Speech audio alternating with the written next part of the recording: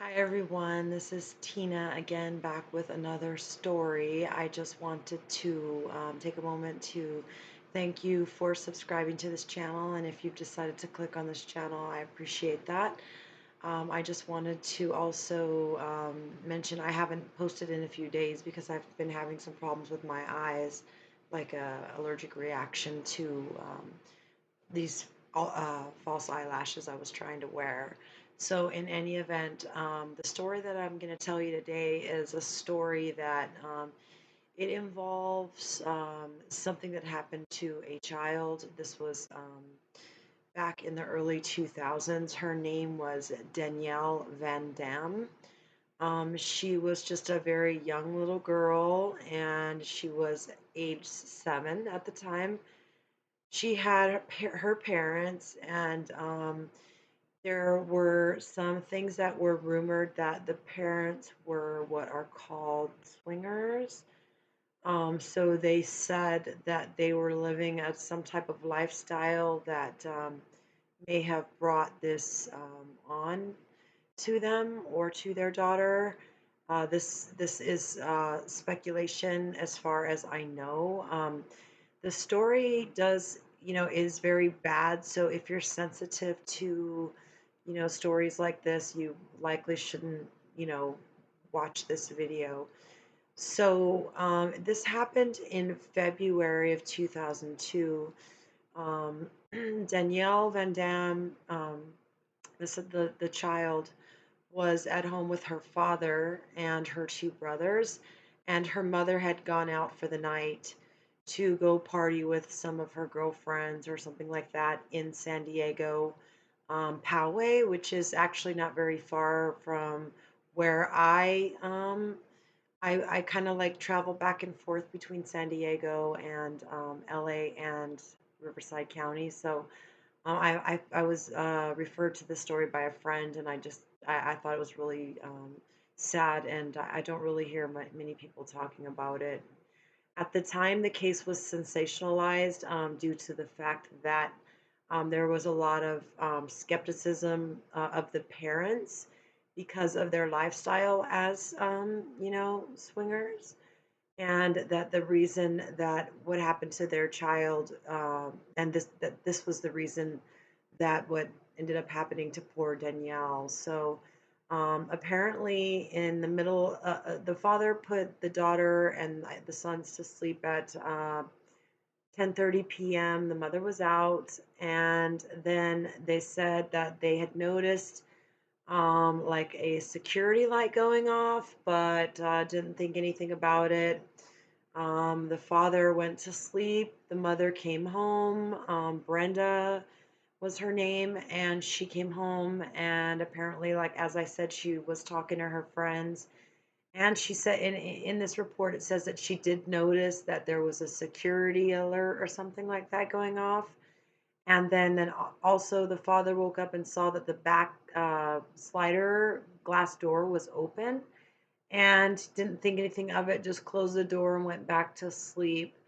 I guess they didn't realize that their daughter was missing until the next day. So the next day came and their daughter was missing. So they contacted the police about their missing daughter. Now, this is another reason about what I was talking about in previous videos about people being like trial by media rather than, the truth of what really happened. So, because of their lifestyle, they said that this is the reason why the child was in danger. Now, I'm not going to argue the point. I don't do that. I'm not trying to make any judgments of anyone here. I'm just telling the story.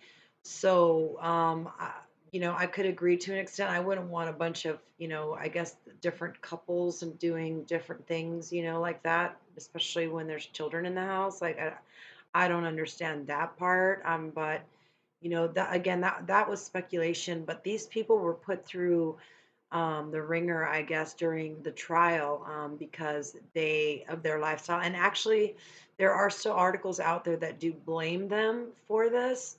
But what ended up happening was They found out that it didn't have anything to do with the parents or their lifestyle. It was the neighbor. So the neighbor apparently had something to do with the disappearance. David Westerfield, he was found. There was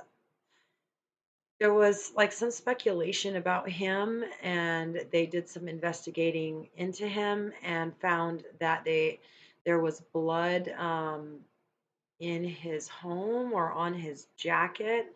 So he lived in a motorhome, I guess, next to them, and they had found some blood, and I guess that blood matched little Danielle Van Dam's blood.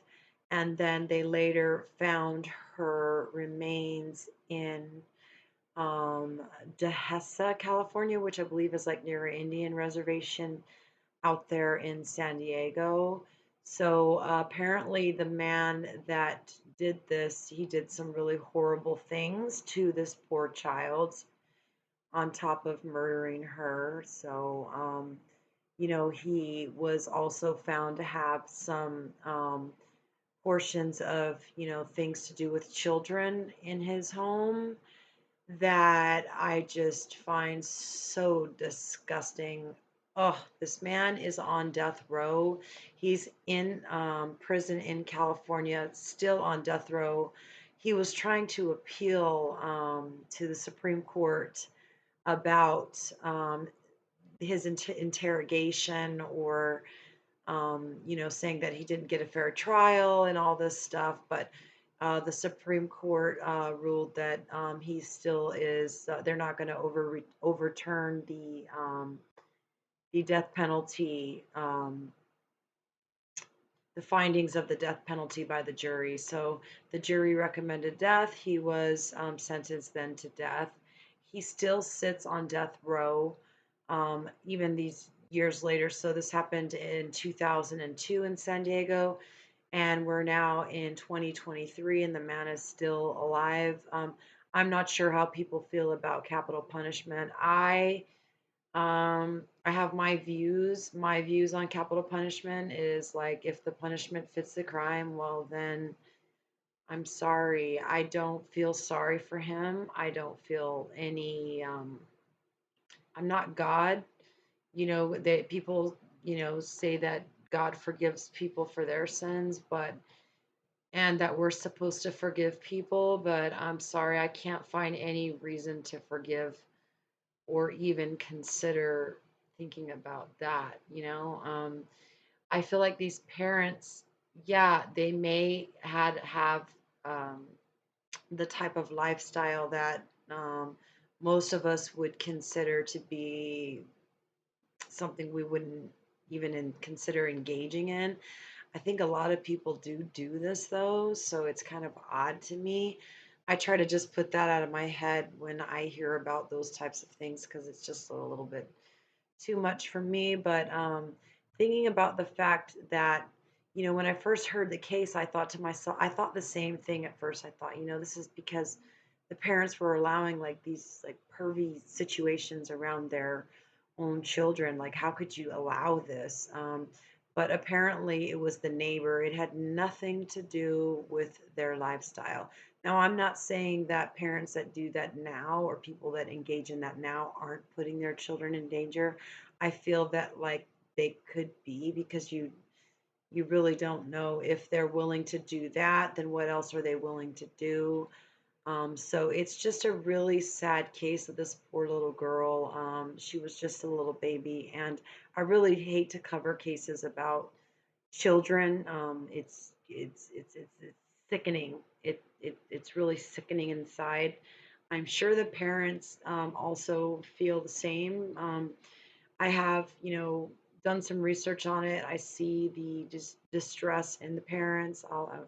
Will have shown you the pictures, and it's just, one of those cases that it's just really sad that, the people were tried by the media. So a friend of mine that referred me to this case, he had said that he was actually around, he was in San Diego in and around that time, and he was at this place having sushi or something, and this couple walked in, and when they walked in, everybody watched them. Like the entire country had already and was already convinced that it was due to their lifestyle that that their child was, assaulted in a way that a child should never have to be go through, and also, eventually then found later in the desert, partially decomposed,